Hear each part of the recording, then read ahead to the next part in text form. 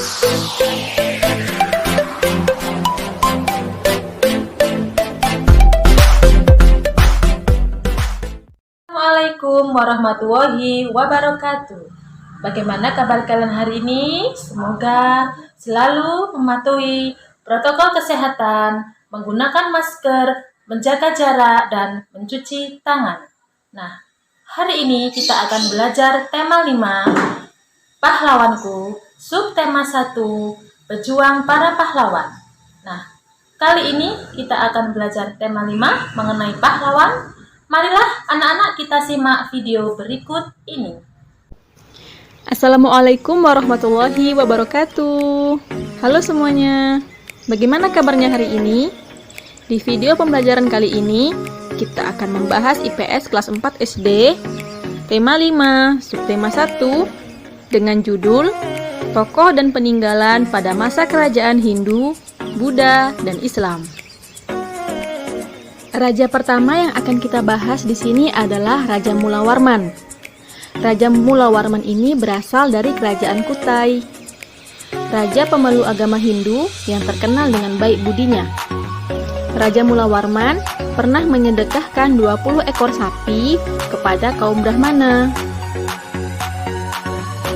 Sikap kepahlawanan Raja Mulawarman. Pertama, adil dan bijaksana. Kedua, taat menjalankan ajaran agama serta mencintai rakyatnya. Ketiga, dermawan. Yupa adalah peninggalan dari kerajaan Kutai. Dari Yupa inilah kita dapat mengetahui informasi bahwa Raja Mulawarman pernah menyedekahkan 20.000 ekor sapi kepada kaum Brahmana. Kaum Brahmana adalah kasta tertinggi dalam agama Hindu yang terdiri dari pemuka agama.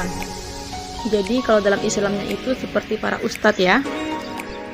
Kedua, Raja Kertanegara yang berasal dari kerajaan Singosari. Raja pemeluk agama Hindu yang berhasil menaklukkan seluruh wilayah Nusantara. Sikap kepahlawanan yang bisa kita contoh dari Raja Kertanegara adalah: pertama, pantang menyerah dalam menyatukan Nusantara. Kedua, berani dan tegas menolak untuk tunduk kepada bangsa Mongol. Candi Singosari merupakan peninggalan kerajaan Singosari. Raja yang ketiga adalah Raja Balaputradewa yang berasal dari kerajaan Sriwijaya. Raja pemeluk agama Buddha yang berhasil membuat kerajaannya sebagai pusat perdagangan, pelayaran, pendidikan, dan penyebaran agama Buddha di Nusantara. Prasasti Kedukan Bukit adalah salah satu peninggalan dari kerajaan Sriwijaya. Sikap kepahlawanan yang dapat kita contoh dari Raja Balaputradewa: pertama, jujur dan disiplin dalam memimpin rakyatnya. Kedua, adil dan bijaksana dalam menegakkan hukum. Raja yang keempat adalah Sultan Iskandar Muda yang berasal dari kerajaan Aceh.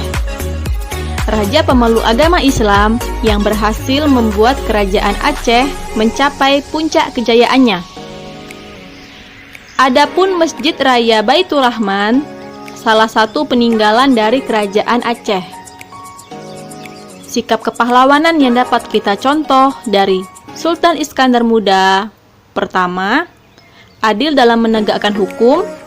Kedua, selalu mengutamakan kesejahteraan rakyatnya. Raja yang kelima adalah Raden Patah yang berasal dari kerajaan Demak. Raja pemeluk agama Islam yang menjadi penguasa pertama kerajaan Demak. Adapun Masjid Agung Demak adalah peninggalan dari kerajaan Demak. Sikap kepahlawanan yang dapat kita contoh dari Raden Patah adalah: pertama, menghormati kebebasan beragama. Kedua, berani melawan penjajah. Perjuangan tokoh kerajaan Hindu dan Buddha. Tokoh-tokoh masa kerajaan Hindu dan Buddha beserta pencapaian yang telah dilakukannya. 1. Raja Mula Warman berasal dari Kerajaan Kutai di Kalimantan Timur. Seorang raja yang baik budi, rakyat hidup sejahtera dan makmur pada masa pemerintahannya. Menyedekahkan 20.000 ekor sapi kepada kaum Brahmana saat upacara keagamaan, serta membagikan emas dan tanah kepada rakyatnya. 2. Raja Purnawarman yang berasal dari Kerajaan Tarumanegara di Jawa Barat. Jasa beliau di antara lain membuat saluran air untuk mengairi lahan pertanian, memanfaatkan sungai untuk mencegah banjir, dan beliau adalah seorang raja yang bijaksana. 3. Raja Hayam Wuruk yang berasal dari Kerajaan Majapahit di Jawa Timur. Jasa-jasa beliau bagi Kerajaan Majapahit diantaranya membawa Kerajaan Majapahit mencapai puncak kejayaannya, menyejahterakan rakyat dengan membuka lahan pertanian dan pembuatan bendungan serta saluran pengairan. Rakyat hidup damai dan makmur karena pertahanannya yang kuat dari serangan musuh.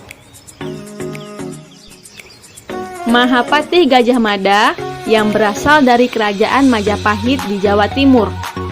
Jasa beliau di antara lain seorang Mahapatih yang gagah berani menaklukkan wilayah lain untuk mempersatukan Nusantara, menjaga keamanan kerajaan dari serangan musuh. Terakhir, bersumpah akan mempersatukan Nusantara yang dikenal dengan Sumpah Palapa. Baiklah, itu saja yang dapat disampaikan dalam video pembelajaran kali ini. Terima kasih atas perhatiannya.